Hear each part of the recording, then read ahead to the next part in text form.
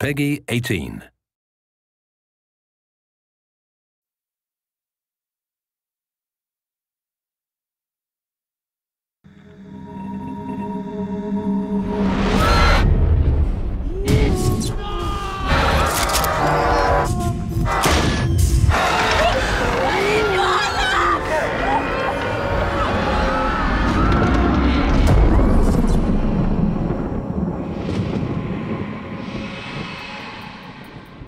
To officially kick off the campaign for Metro Last Light, THQ, in partnership with creative agency Itchy, created an epic live-action short film to tell the story of those present at the end of the world and the beginning of the world of Metro. Ready? Listen! Go! Keep going there. Let's go. What drew me into the project was the sheer epic scale and sort of scope of the story. Reading the basic script that I was given, there was so much potential for character development, and the idea of depicting this event that is the end of mankind is something that was very alluring.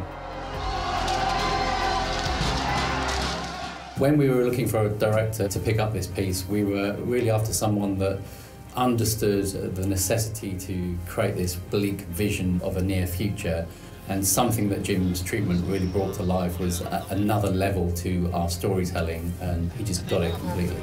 You gotta get out. Obviously, a big part of getting the right director on board was also finding a great director of photography, and Jim recommended Mark Patton, who was just coming off Prometheus, so he was absolutely the right choice for us. From experience of working in Kiev before, I knew that we could cheat Moscow and make that work for us. It just has this fantastic look about it, which really epitomises this bleak vision that we were hoping to achieve. Kiev was pretty much the ideal location apart from the weather. Extreme cold meant that we couldn't stand still, we had very little time to think, and on top of that we had to throw in 100 extras, car stunts, rampaging through the streets. But through planning, we actually got away with a lot in the time we had. We also invited a lot of people from 4A to help add to the weight of bodies. And in actual fact, I think we cleared out most of the office. Yeah, that was a lot of fun.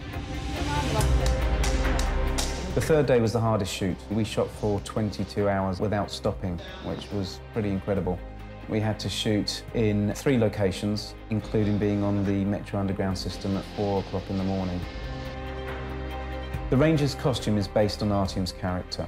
I really enjoyed developing that because that's toys for boys. You get to sort of build guns and knives and create uniforms. It was a real process of exploration to design and make his weaponry and his outfit as close as we could to the character in the game.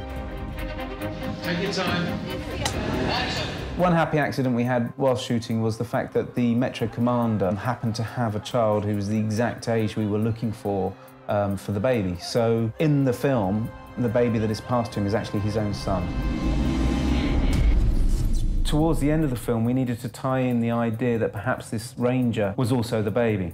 And we felt that one really vital cue would be to use the lullaby. We had a lot of actresses into a casting session and got them to act out the scene with the baby. And one particular mother started to sing the child a lullaby.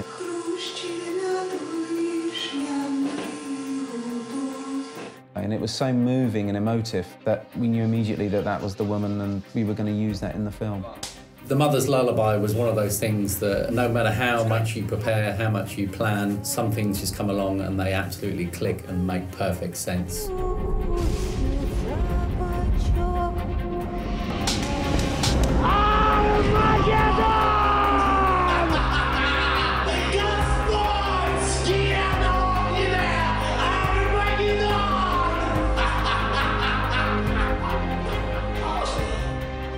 We wanted to make a very intelligent film. It's nice to come to your own conclusions and to make your own assumptions on what might be happening. It became apparent very quickly that we had so much great material and so many different converging storylines that we realized in order to stay true to our initial vision and create the epic trailer we always intended, that we allow these stories to be told. I think we did that very well.